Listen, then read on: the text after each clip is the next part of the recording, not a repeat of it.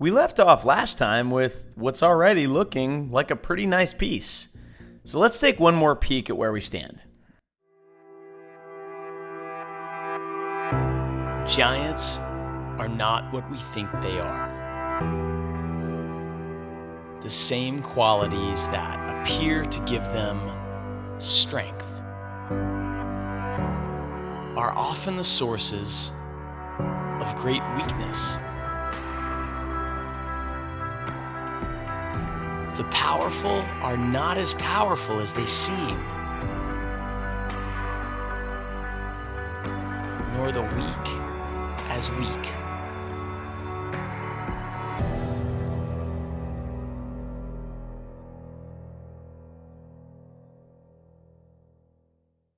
So now we need to do a little magic on this shot here. We need this moment, which is the first time we really see the flower close up and we're relating to it. You know, we're close to it. Camera distance equals emotional distance, as my good friend Ron Zeitler would say, and we need this shot to pop a little more. So I think having some sort of burst of particles or dust or something just to make this more of a moment is going to make this shot more special. And that's going to help the next shot feel a little bit more like a crazy transformation is about to take place. We also need to do something with this type at the end. It needs to be laid out a little nicer. It needs to be animated so that it just feels good, has a cool effect to it, and gives the piece some nice closure. So let's dive into After Effects and get going. So here's our shot, and we want to add some interesting little particles coming off the flower when it kind of opens up like this. So what we could do is go to the trouble of actually bringing in the camera information from Cinema 4D using CINAware or something like that. But because this is such a simple camera move, I'm just going to kind of eyeball this. So let's start by making a new solid layer, and we'll call it Particles. And we're just going to kind of play around with particular and try to get something, that feels like a subtle but kind of interesting moment and kind of gives the audience, gives the viewer a hint that, okay, something's about to happen. This flower is waking up. It realizes what's happening to it. So I'm just going to go ahead and move the emitter right into the middle of the flower. And I'm going to add a camera to the scene, and I'm just going to very sort of roughly, so let me just call this camera. And I'm just going to kind of eyeball the movement here. So I'm going to put a keyframe on Z right here. I don't need X and Y. And then I'm going to go to the end. And maybe to make this even easier, what I could do is just really quickly make a solid layer, make kind of like a circular mask like this that's about the right size, like the same size as the flower. I'm going to make it a 3D layer, and then I'm going to go to the end here, and I'm going to push this camera in like this so that this stays about the same size. And then I can kill that. And what that's going to let me know is that now my After Effects camera is moving forward at close to the same rate as the Cinema 4D camera. And because these particles are going to be kind of floating and doing weird stuff anyway, I think it's going to be just fine. All right, so the first thing I want to do is figure out, what should this emitter be doing? And I don't want it to just be emitting constantly like this. What I want is when this thing opens up, I want it to emit and then stop, like a little burst of particles, okay? And right now, the default emitter in particular is just a point. So it's literally just this one-dimensional point. And what I actually want is for it to feel as though the entire yellow face of the flower is emitting. So I'm going to go to the emitter settings and change that to a sphere. And so now you can see that, well, actually you can't really see anything yet. I need to increase the size of the emitter. So I'm gonna increase the X and the Y size so that it's more or less emitting from the entire area of that yellow part of the face. And it should probably be a little bit smaller, right? So it really is emitting just from inside that yellow part, just like that. And I'm gonna animate the particles per second from 0 here, and then as it starts to open up, right, I want it to go up to, I don't know, maybe 250. and then after maybe 2-3 frames, go back down to 0. And so what that's going to do is it's going to make a bunch of particles emit and then no more. All right, and then the ones that emit will sort of, fly around and do whatever it is they're going to do. Now let's talk about the direction. So right now the direction is set to uniform. Let me turn the shot off or just solo this. So the particles all sort of go in random directions, and I want them all to go outward. All right, so I'm going to set this to outwards. All right, so now they're all going to emit and go off kind of in like a circular outwards direction, okay? So it's going to feel a little bit more like a burst coming from the flower. Now, the amount of particles is not nearly enough, so I'm going to go to this keyframe here and just double click it, and I'm going to make this 2500. All right, so this way we get a lot more. Now, you're going to see this happen a lot. Particular is not great at letting After Effects know that these frames need to be recached.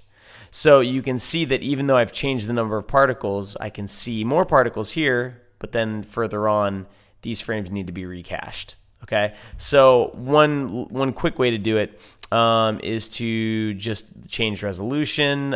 You can go to the emission extras and change the random seed. All right, and that will cause all of the frames to be recached. There's a bunch of ways around that, but I generally use the random seed just because it's a quick way to force After Effects to recache all these frames. All right, so now we've got this little burst.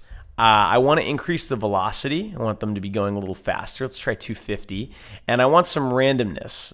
So I'm going to set that to like 75%. So now you get some particles moving fast, some moving slow. Let me just kind of RAM preview this part here over and over again. We can kind of get a sense of what's going on, right? Get this cool little burst. And I might also, maybe what I'll do is I'll move this keyframe a little bit closer and have these particles turn off faster, so it feels a little more like a burst instead of, that's a little more bursty. There we go. Now I also want some variation with the size of the particles. So that's down in the particle settings. I'm going to come down here. I'm going to make this size smaller. Let's make it like 2. But then I'm going to increase the randomness. So you get a little bit more randomness to it. You're probably also noticing that these particles just appear. Just like that, okay?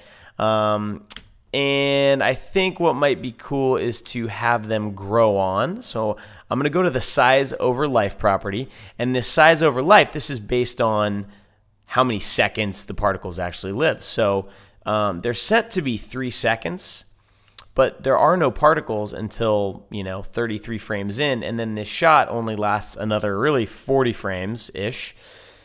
So this is only like a 2-second shot anyway. So I'm going to make the life 2 seconds, and then I'm going to draw a size over life curve that does this. And so what that's going to do is it's going to make the particles animate on size-wise like that.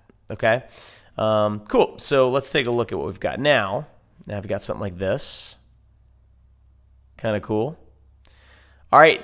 Now if we turn our shot back on so we can kind of see what this is looking like in context. I like the burst. It's kind of interesting. But, it doesn't feel like it's tied to the shot at all. So there's a few things that I don't like about it. One is that everything's just so linear. These particles just sort of come out and they move in a straight line. So I'm going to need some more variation to it. But another thing that might be interesting would be to use some of the physics tools built into Particular to kind of warp the area that these particles are able to move in. All right, so there's a few pretty cool options that you can play with in Particular, and one of them that I don't use very often, but is kind of interesting, is the spherical field. So let me show you what this does. You can actually turn on this Visualize Fields option, and Particular will give you kind of a UI that's going to help you understand what your turbulence settings are doing and what your spherical field settings are doing. So if I turn the strength up of the spherical field, you get this little red circle, and let's say I expand the radius of it, you can see what it does. So this just gives you kind of a guide as to what this spherical field is doing as far as affecting the particles, and it basically creates this bubble that pushes the particles around, and you can move it, and it sort of warps the particles. So what I could do is turn on my shot, line this up with my flower, and make it a little bit smaller, like this, right? And I could feather it, and so now if we turn the shot off again for a minute, and you take a look at this, you can see that now it feels like the particles are kind of, it feels like there's a little bit more of a shape that they're emitting from. So if I turn off visualize fields, it's a subtle thing, but I think it's going to help integrate. It's going to help integrate things a little bit more. Okay, so that's one thing that would help. We also are going to want some turbulence. Okay, so let me turn on visualize fields again. If I open up my turbulence options, there's all kinds of stuff here. What I want it to do is affect the position of my particles. And as I crank that up, you'll see that we get these wavy lines. And this is sort of showing you about how crazy these particle paths can be now, okay? So if I turn the scale way up, for example, you'll see you can get all kinds of crazy loopy stuff. This doesn't make sense because I basically want smooth but random seeming paths for these particles to take. And so you can play with things like complexity. There's this whole idea of octaves, basically the amount of noise that you're using. You can offset the noise if you want to. But basically, I'm just going to have the turbulence field affect the position. And if I just ran preview this, you'll see what it does, right? It's almost as though there's like some wind blowing or something, okay? And now that I'm looking at this, I think I want even more speed on these. So I'm going to double the velocity, and I'm going to turn the randomness to 100%. And you can mess with this velocity distribution setting. This is really cool. And this basically lets more of the particles move slowly, like with this settings, or the other way. Velocity distribution is 0. It's truly random. All right, and so I like to leave, I'm going to crank this up a little bit so that you feel like you have some that just kind of hang around here and some that get going really fast. And you get this really interesting kind of a burst. Cool? And now the turbulence feels a little bit too much. It's kind of too wiggly. And what I want, it's like it feels too fast. So I want to mess with some of these settings. I think what I'm going to do is I'm going to turn on my visualize fields, and let me mess with the octave scale and turn it down a little bit. I'm trying to get smoother looking lumps, I guess. I could have it affect the position a little bit less, and then let's see if we increase this but decrease the scale. If we can get anything smoother. So we'll decrease the scale to maybe like 5. So we've got big but smooth lines. All right, and let's do a RAM preview and see what this looks like. Cool, and there's a lot of, these are still moving pretty fast. I think I might need to turn the effect position down. I might need to do the opposite of what I just did. Turn the scale up, but turn the effect position down. There we go. All right, and let me turn this visualize fields off and see if that works a little better for us. So now you've got this cool little burst with kind of this spherical feel in the middle. All right. Another thing I want to do also is go up and start messing with my particle settings. So there's by default a feather on the sphere, which I don't want. I think I may want to crank the size randomness up even more, and I might even want to turn the size down so we get a lot smaller particles, but then I can crank up the particles per second, so maybe this goes all the way up to like 8,000. And now I'm going to have to change the random seed so I can force particular to update. So now we'll get a really big burst of a lot of particles, okay? Cool. So now let's take a look in context at our shot. So you're not really able to see these particles very well, right? And so what I need to do is I need to colorize them so you're able to see them better. And so what I'm going to do is just go into my particle settings. And for set color at birth, I'm going to pick this kind of brownish yellowish color. I might brighten it a little bit and push a little more of that yellow color into it. And then I'm going to give it some randomness, maybe 25%. Okay. Now, it's still kind of hard to see these things, even when they're moving. And so what might be a good idea is to take a light and add that to the scene. All right. We're just going to add a point light. I'll set it to 100% with inverse square clamped fall off. And if I now go into my particles and I go down to shading, I can turn shading on, and the light fall off, I can just leave it as natural. And actually the fall off that I set on the light, I think is actually being ignored, and this is the fall off setting that that Particular is using. But I can move this light around now, and it will actually shade those particles for me. Right, and so I kind of want that light right in the middle of the flower like this, so that the particles that are closer get a little bit brighter, and the ones that are farther away get a little bit darker. So let's turn the shot off and make sure that that's what we're getting. And I'm going to turn, let me see, let's play with these things. So if I turn ambient all the way down and diffuse all the way down, and then I just slowly bring it up, you can see that you start to get some nice variation to it also. It looks really nice. And then the distance is going to allow me to control, basically, you know, it's going to basically make these a little bit darker because they're far away. All right. Cool. Now, another thing is there's a ton of depth of field on this shot, and these particles don't have any depth of field on them. So let me go down to rendering, and I'm going to say full render, depth of field camera settings. Okay, so what I need to do is turn on depth of field on this camera. So I'm going to double tap A. Depth of field is on, but I need to set the focus distance so that, you know, it's basically focused right where that flower is. So what I can do is I can just take a null object, right? Because remember, I need to make this 3D.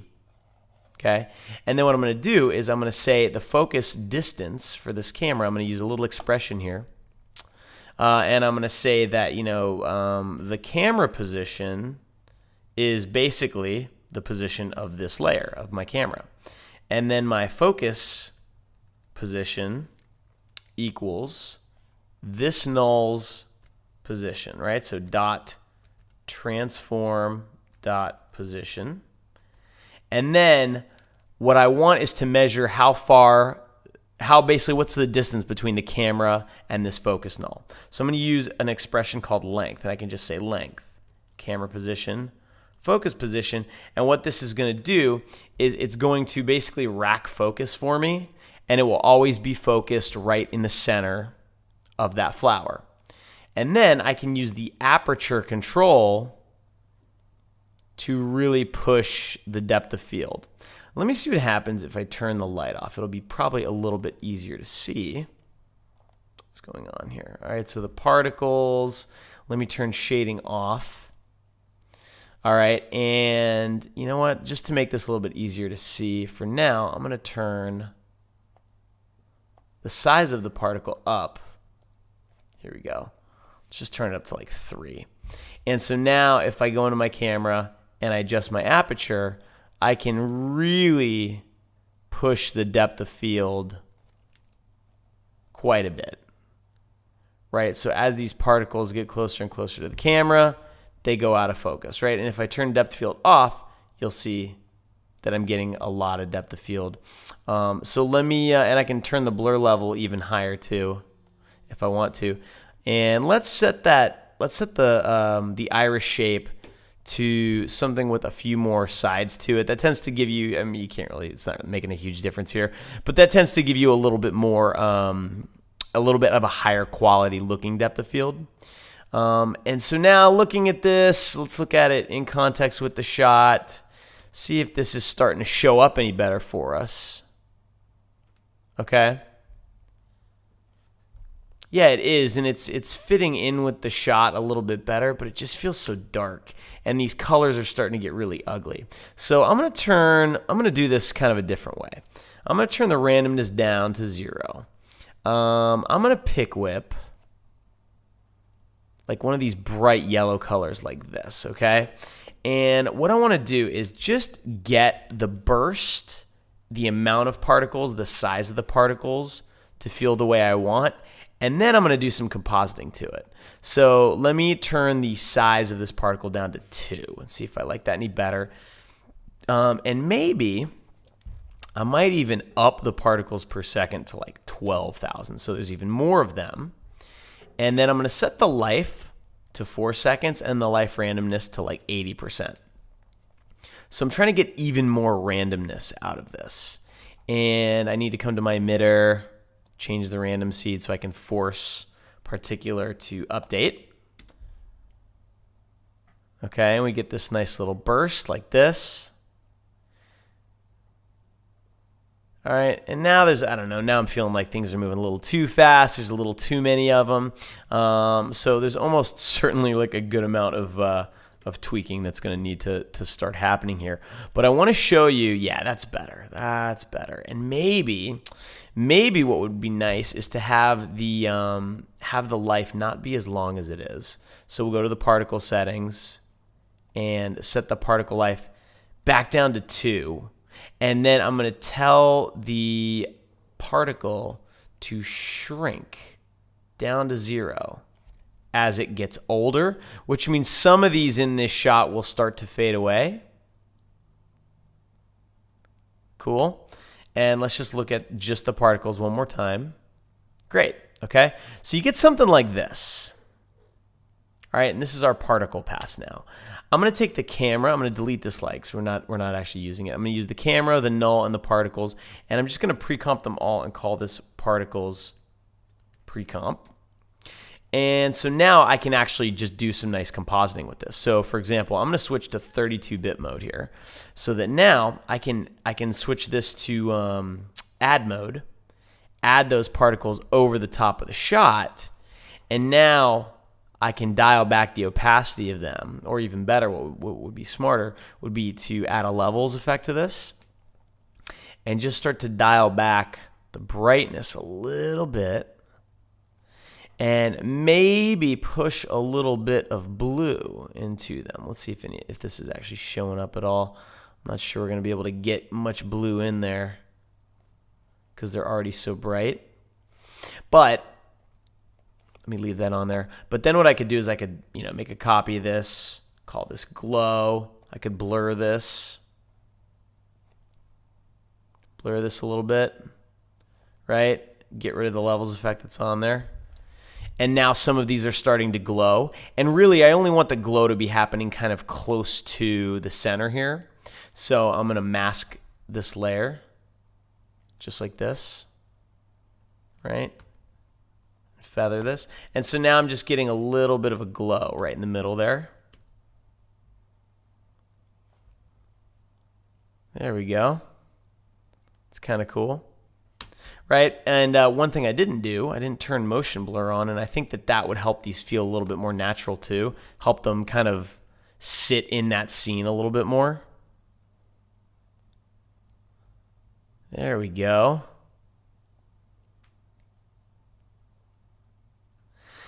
And you know what might be interesting too? Now that I'm looking at this, here's another idea. What if we actually had, let's see here. So what if we actually had the particles start to build up earlier, but we didn't actually have them move until about here? So what if I took the velocity and went back a couple of frames and set it to 0. So what's going to happen, this is going to be interesting, is we're going to have some particles start to build up like this, and then they're going to explode outwards, right? And it's going to be interesting because this is the shot where we start to see the flower, Yeah, this might be kind of cool. So you know what I'm gonna do? I'm gonna copy this layer. I'm gonna bring it here and paste it, and I'm gonna make this a guide layer.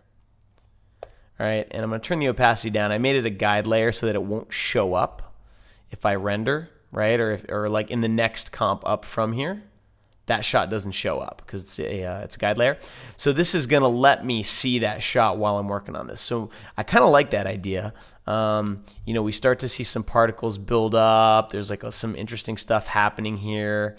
And so what I'm gonna do is I'm gonna start with the spherical field. I'm gonna animate some properties of it. So I think what I'm gonna do is animate the strength, maybe from like 50 to 100, and I may also bring the radius down a little bit at the beginning and then push it up to like 120 so that you're also getting a little bit, it's almost like it's building up critical mass and then boom, and then everything starts to kind of fly out at you.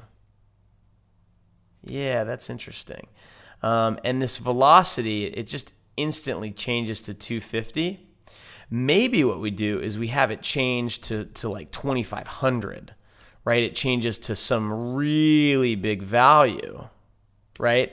And maybe the spherical field, the strength, dips to 0. This is one of the fun things about particles, is that whatever the settings are, particular kind of remembers them, right? So boom, and then the velocity is going to push all of those particles out. And another way we could do that, instead of animating the velocity, maybe what we animate is the wind. So we could animate a wind on Z that goes from 0 to like, you know, some giant number, which is going to push all of these particles at us really quickly. All right. Although that's not looking that great. Yeah, we may want to do the, we may actually want to undo a bunch of times so we can get back to where our velocity was being animated. There we go. Cool. All right, so I'm going to play with these settings. I'm going to get this to feel a little bit better, and then I'm going to come back. I'm going to walk you through where I end up. So this is where I've ended up with this effect, and there's some things going on that I actually really, really like.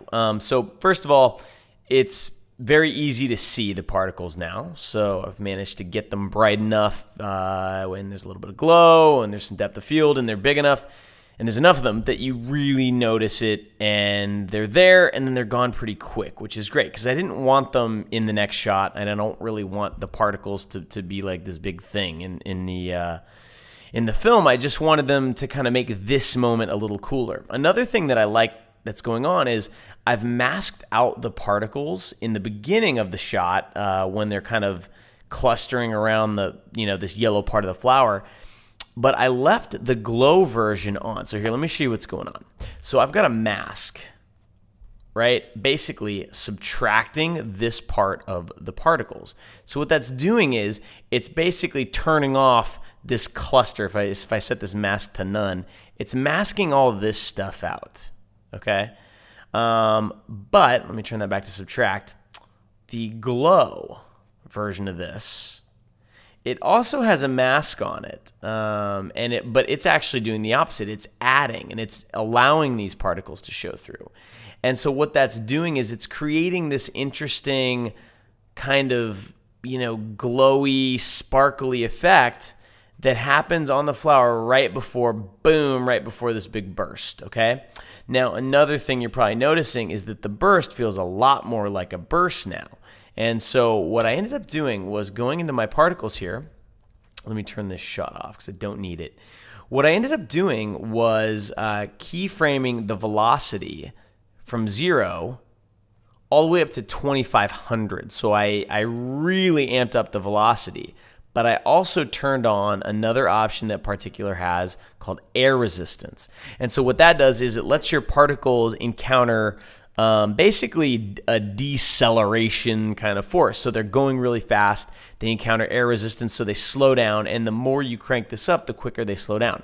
And it lets you get these nice bursts where it's like boom, and then everything slows down like bullet time. And I also turned on gravity, but I made the gravity negative so that everything sort of floats up, right? Because I figured these, it's almost like little specks of pollen or something, and I want them to feel very light, so they just kind of float up like that. I made the life of everything very short, so everything's 1 second with some randomness. And, I keyframed the particles per second and the velocity and basically just got this little burst, just like that. And then, you saw I did some compositing. One thing I did was I actually cranked the white input of the levels effect here. So what this does is it really pushes the visibility of those particles, so they really do show up well. They do feel like they're glowing.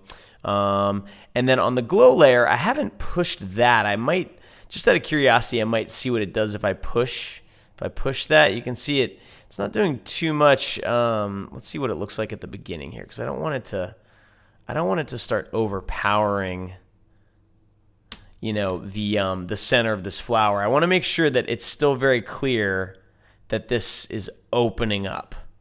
It still works. I don't know. I kind of like it with a little bit more of that, a little bit more brightness to it, because now it shows up even more. It's kind of interesting. All right, cool. So I am happy with this. I'm going to render this out, and this is going to be put into the cut. And so the next thing we need to talk about is the ending titles.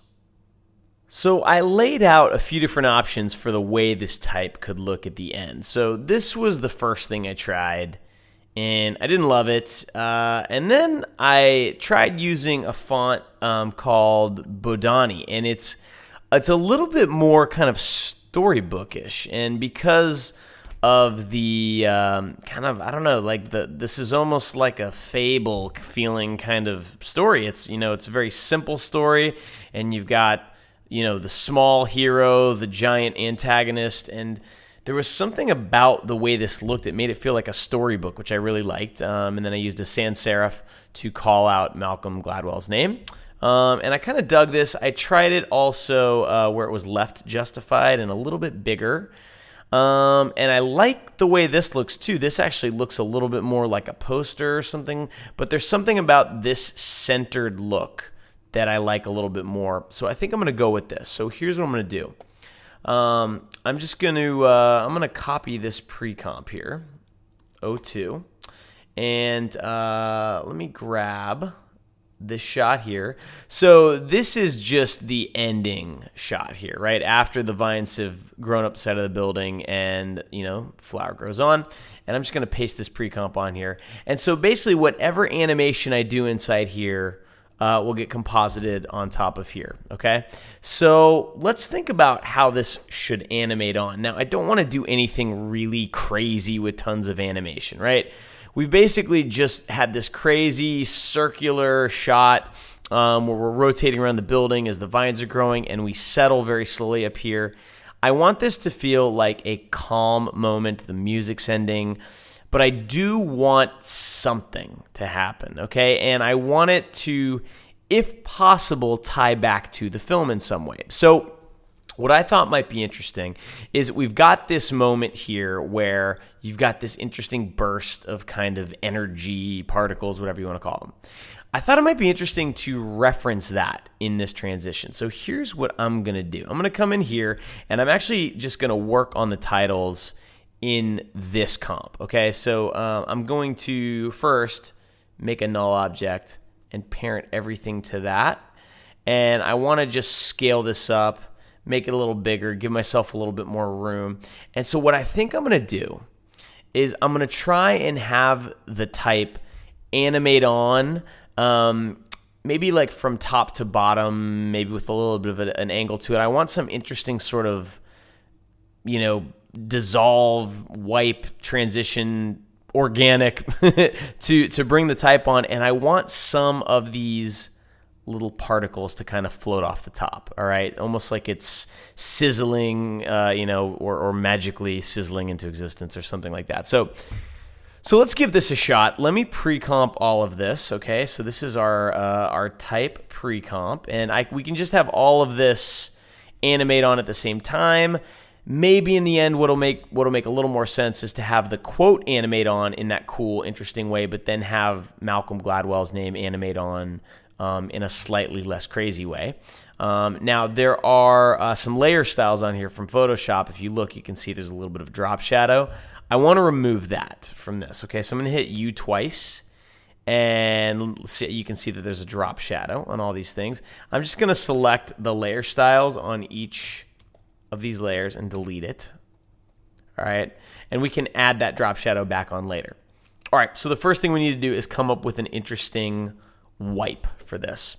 So what I like to do, this is a really easy trick, is figure out what direction you want this to animate on from. So I'm going to say more or less bottom to top, maybe with a little bit of a left-right movement. And I am going to just grab my pen tool, and I'm just going to draw a shape that's kind of like this. And then I'm going to go to the beginning, and I'm going to animate the path shape. And let's make it take, I don't know, let's try 40 frames. And what I'm going to do is just animate this thing. I'm going to grab all these points and double click, and then I'm just going to scale this up like that. Okay? Then I'm going to pre-comp this, and I'm going to call this matte. So now that it's pre-comped, what I can do to it, right? And you can see, you just get this simple thing like this. Now that it's pre-comped, I can start putting all kinds of interesting effects on it. So turbulent displace would be an interesting one, because now it's going to give it a little bit of variation along the edge. And I might want to decrease the size a little bit, increase the amount, so you get a little bit more of like an interesting, almost like it's liquid, right? And it's kind of doing something like that. That might be a little too much. Let's bring the amount down. I don't want it to feel too crazy, but that's pretty good. And then we could go into stylize, and we could use roughen edges, and we could crank up the border a little bit. We may want to try some different types of edges here. Let's turn the edge sharpness down, but turn the border up a little bit, right? And then your fractal influence, like if you have more, you get more little kind of cuts to it, which is kind of neat. If we scale it up or down, you can get more or less detail. All right, so let's set that to about, 30. All right, and so now if you look at this, right, you can see you're getting this kind of interesting, I probably want to crank that border up a little bit more. Right, this interesting sort of evolving liquid organic kind of shape that's covering up the type. Let me play with some of these more settings. I'm also going to put an expression on the evolution. I'm going to say time times, 200. And what that's going to do is it's going to let the edge animate a little bit too. I'm not loving the rusty. Let's try cut. Cut might be interesting if we turn the scale up. Maybe something like that. Yeah, that's kind of interesting. Okay. All right, and now if I set my type, let me make this a different color so it's a little bit easier to see. Let's make it pink. And I'm going to set my type to use this crazy thing as an alpha matte. All right, so now you get something like that. That's kind of cool. That's interesting. All right, and one thing I like to do, well, first of all, let's see how we feel about the speed that animates on. It's a little bit fast. So I'm going to go in here, and I'm just going to make that take a little bit longer, because that ending shot lasts for a while. We hang on that plant and the quote for a few seconds. So I'm not afraid to let this take a little while to animate on. All right, now let's see what that looks like. Cool. Now this is great. You're really starting, you even just with this, you can already see that you get this interesting kind of edge to this. But one thing I like to do is, let me pre-comp this whole thing, and we'll call this type wipe. I'm a poet, and I didn't even know it. And we need to be in full res to really see what this is going to look like. I'm going to set the opacity of this to like 20. Then I'm going to duplicate it, and I'm going to offset this one by a frame. Then I'm going to, maybe 2 frames. Then I'm going to duplicate it, offset this one by 2 frames. And I'm going to slowly increase the opacity of this up to 100%. 90%. And what this is going to do is it's going to give you some layers, and it's going to let you see this a little bit more, right? There we go. So it's going to have the effect of sort of softening that transition while still giving you that nice kind of cutout edge. All right. Now looking at this, it's kind of, one of the things that I was a little nervous about, and now it's coming true, is if we're bringing the type on from bottom to top, that's the opposite of the way we read, and it's kind of confusing me. So I'm actually going to do this a little different. I'm going to, let me turn this mat back on for a minute. I'm going to take this pre-comp, and I'm going to flip it upside down, so -100, and now, there we go. I'm going to move it. Let me turn this alpha mat off for a minute, and now I'm going to have it animate on like this. There we go. Cool. All right, and I may need to slow this down a little bit, but we'll see. So now I can set this back to alpha mat, come back here, and now it's going to animate on from left to right, from top to bottom, which is the way we read. Now, the reason I was thinking I wanted it to go from bottom to top was because I want those particles to kind of float upwards, but I think it'll still work. It'll still be okay. Okay, interesting. So, and I've definitely decided that I do not want the Malcolm Gladwell call out to be part of this transition. I want that to be separate. Cool. So you get something like this, okay? So now what I also want is I want a little bit more to happen. I want that edge to be called out a little bit more. So let's think about how we could do that. So we've got this really interesting transition happening here. So what I'm going to do, let me go into my my assets here. Let's figure out where. So this type pre-comp and this mat pre-comp. Let's figure out where that is. So I'm going to say reveal composition and project, and it's buried in there. That's why I couldn't find it. So here's my mat pre-comp. I'm going to, let's see here. And then I've got my type wipe. And this comp is buried in there. So let's grab that and pull it out.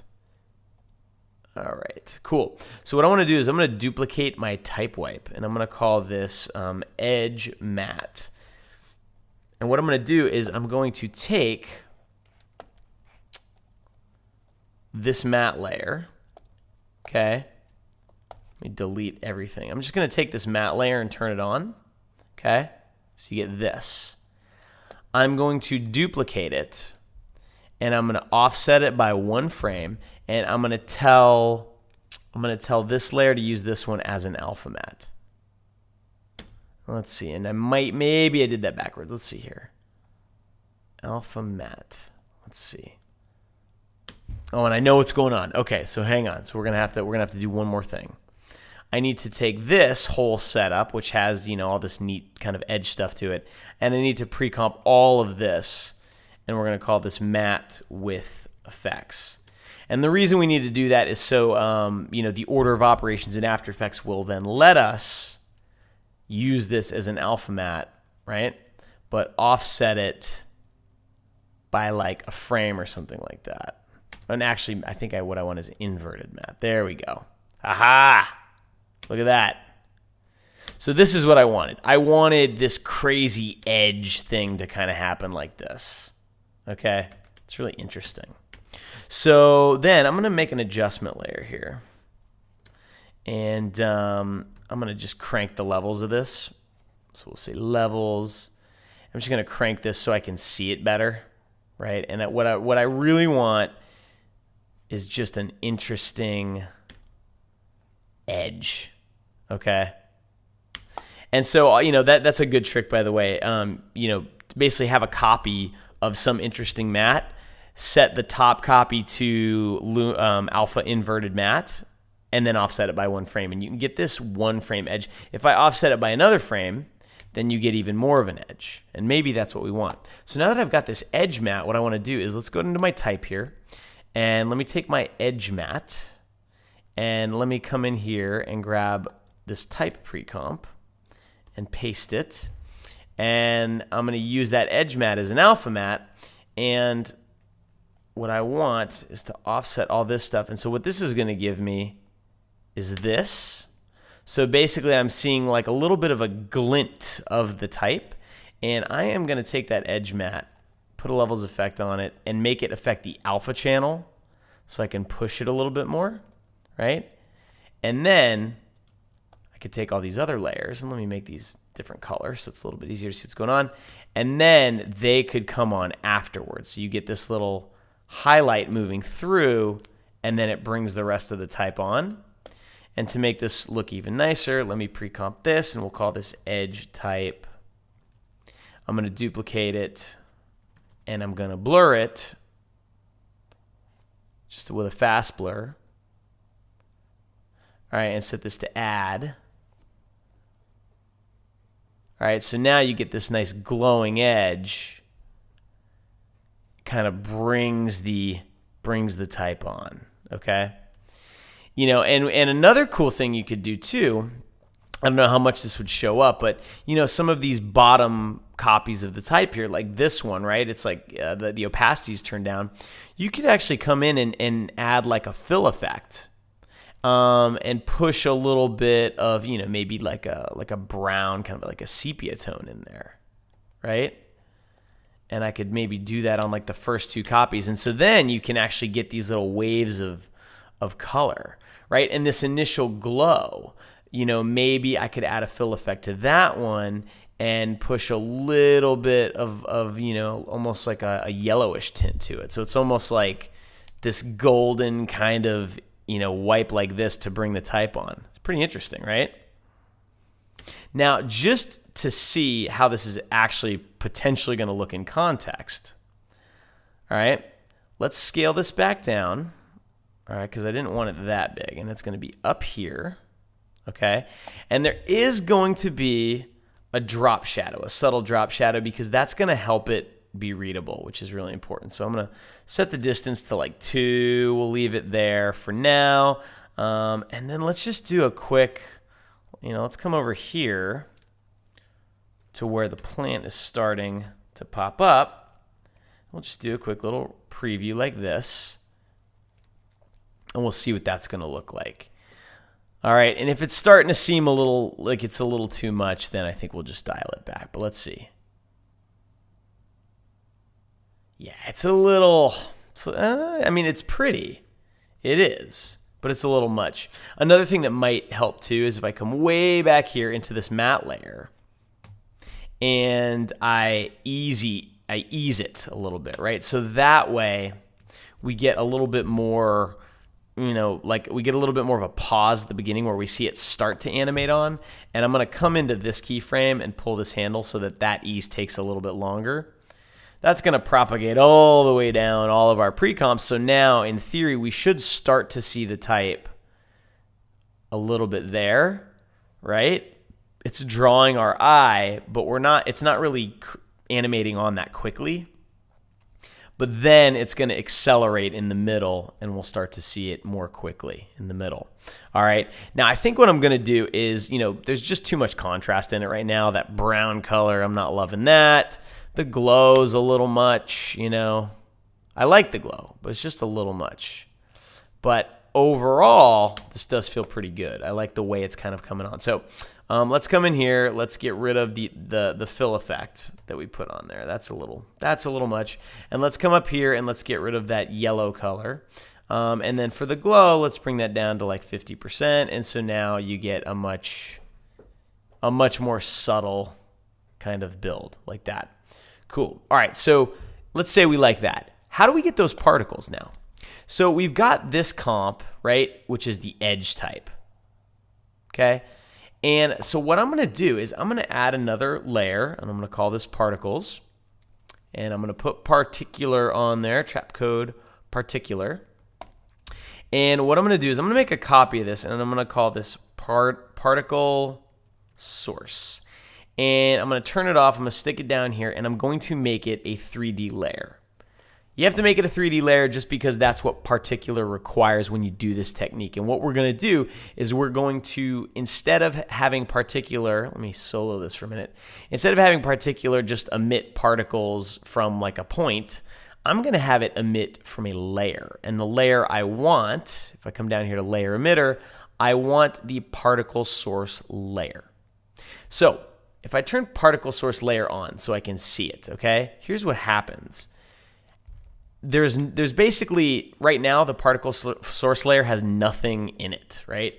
But as it wipes, it now starts to have some alpha channel to it. And what I can do is take the number of particles per second on my particular layer, and you really have to crank it up when you do this. And what it's going to do is it's going to look, and wherever there are letters showing up, it's going to emit particles, okay? Now, what I want to do, and I want to say layer sampling, particle birth time, okay? So all it's doing is whenever that layer appears, particles can be born, but they survive. Now, right now, the particles are all kind of just going in whatever direction they want. I'm going to tell them to go directional, all right? And so directional, the default direction that it points is right at the camera, which is not what I want. So I'm going to rotate the emitter on X negative 90 degrees so that they will emit up in the air. There we go, right? And they're kind of floating up like that. Next thing I want to do, I want to make the particles much smaller. So I'm going to make them, let's make them 2. And let's have some variation to that. So I'm going to set the randomness to 75. I'm going to set the particles per second way up. I'm just going to add another 0. So you literally have 500,000 particles per second being emitted. But you can see now you're starting to get a nice little, a nice little effect here. All right. And what I want is I want the velocity to be higher. Let's make it 250. I want the randomness to be higher. So I want the randomness to be like 100. And I want that distribution to be higher too, so that you get more particles that kind of don't move very fast, right? So you get some that just sort of linger. That's pretty cool looking already. All right, but I think I have them going too fast. So to counteract that, maybe I could do the same trick I did before and just add a little bit of air resistance. I'm going to go into air. I'm going to add some air resistance. Let's try a setting of 2 and see what that does. All right, so they float up and then they start to slow down. And I want the life of the particles to be sort of short. So let's say 1.5 seconds with a little bit of randomness to it. Let's say, I don't know, 25% randomness. And I want the particles to just slowly fade out. So I'm gonna draw on the opacity over life curve something like this, so that when they get old enough, right, when they've lived long enough, they don't get any smaller. They just sort of fade out. Okay. Cool. So, and then I think I do want a little bit of that turbulence to them. So I'm gonna add some effect position here. We'll just set that to 50, and let's just do a RAM preview here. All right, and remember, we're in half res. This isn't even full res yet. But you can already see that the render times start to go up a little bit here, because when you use a layer as an emitter like this, you have to crank the number of particles up really, really high, and it can just make your render times a little slower. But you get this really cool looking effect. Isn't that neat? That's really, really neat. Cool. All right, and then when we turn everything else on, and we render everything, right, then you get this really, hopefully, beautiful, magical, neat looking type reveal. All right, let's let this preview out and see what this looks like. And I think I may actually want the life of the particles to be a little bit longer, because it just looks so neat, when they kind of animate on. So I'm gonna increase the life. I'm gonna double it, and I'm gonna play with these settings some more, and then I'm gonna come back and I'm gonna show you where I ended up. Well, here is where we've ended up. And I am pretty happy with the way it's looking. It's got that It's got that kind of magical quality to it, and I like how, you've got this really interesting effect with the particles kind of emitting out of the type, and then they dissipate, and you're left with this really simple, beautiful composition with this kind of storybook-like font, and everything's really working the way I want. So let me just quickly walk you through some of the tweaks I made. So one thing, obviously, I added Malcolm Gladwell's name and the name of the book. I tweaked the font a little bit. I wanted it to be a little bit easier to read. And I just had a simple fade on for that. I'm literally just animating the opacity from 0 to 100, really simple. If we go and we look at the particles, basically what I did was I ended up splitting the comps into two different comps. So I've got one comp that just has the particles in it that are being emitted, and then I've got another comp, if we come back here, so this comp just has the particles. All these other layers are turned off. And that's making it possible for me to have a drop shadow on the type to make it easier to read, but not having a drop shadow on the particles, which you don't need. On the particles themselves, I played with the lifespan, which is now 2 seconds with some randomness. I played with the air resistance a bit more. I added, some negative gravity, so these things are floating up. I played with the turbulence a little bit, and really just played around with the same settings that we did when we were messing around with the flower and trying to get those particles to look the way we wanted. And I built that up, and there you go. And then that's pretty much done. And then for the type, all I did was, make sure the drop shadow looks good. That drop shadow, if I go back here to the end and I zoom in 100% like this, drop shadow might be a little bit dark. I may want to just knock it down a little bit because, and sorry, that's the drop shadow for Malcolm Gladwell. And, basically a drop shadow to me, it's just like a necessary evil. Like I don't want to use it, but sometimes you kind of have to. And so I want to do whatever I can to minimize it so it's not so obvious. So I'm just going to bring the opacity down a little bit on it. You can still read the type. You can see that without it, you could still read it, but you don't have that crispness that you do when you just have that little drop shadow. It just helps a little bit. Again, this is, if we pop into 100%, this is how I'm intending people to watch this. I know that most people are going to be watching it this big on Vimeo. So if I go to half res, maybe that's a little bit of a better representation of what this is really going to look like. But it still helps to have that drop shadow. It really does just add that little bit of contrast, makes it easier to read. And now I think we're good to go. So I'm going to render these shots out. I'm going to put them back in the cut. It's pretty amazing to look back at all the work we've done to get to this point. Sketches, crappy placeholder 3D renders, tons of modeling, texturing, animating, simulating hardware renders, more tweaks, compositing, and now, finally, picture lock. So here is what Giants looks like.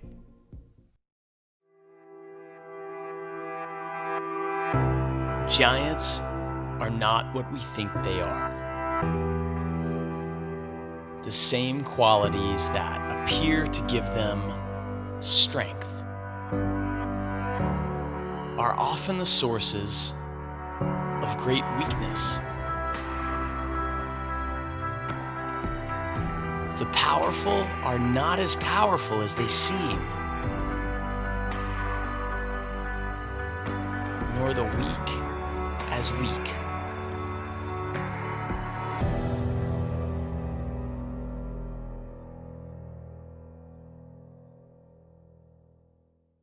Wow, all that work, and it just flies by in a minute.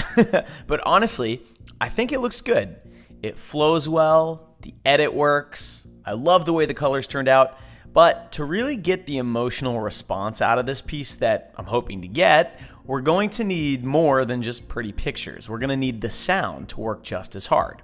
So next up, the sound.